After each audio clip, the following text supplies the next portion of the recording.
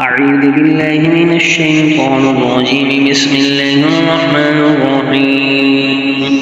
اللهم صل على سيدنا ومولانا محمد صاحب التاج والمعراج والبراق والعلم،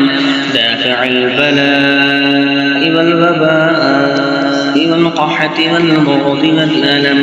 اسمه مكتوب مرفوع مشفوع منقوش في اللوح والقلم، سيد العرب والعجم، اسمه مقدس معطر مطهر منبذ في البيت والحرم، شمس الضحى بدر الدجى، صدر العلا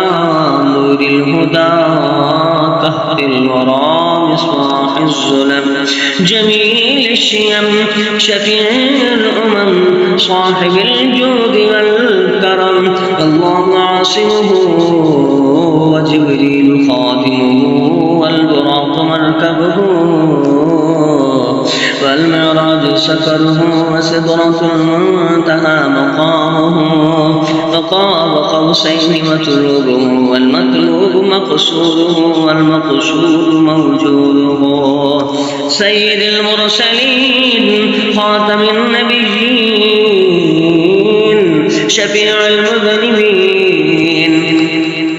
أنيس الغريبين، رحمة للعالمين، راحة العاشقين، مراد المشتاقين،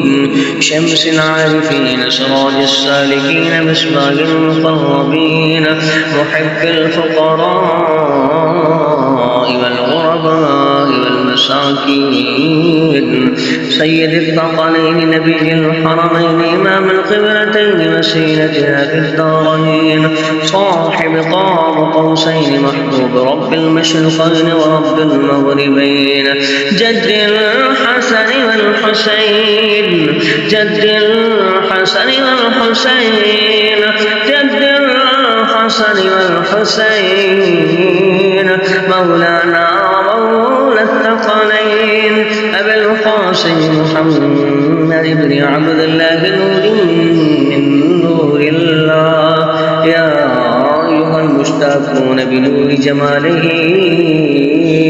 صلوا عليه وآله وصحبه وسلموا تسليما.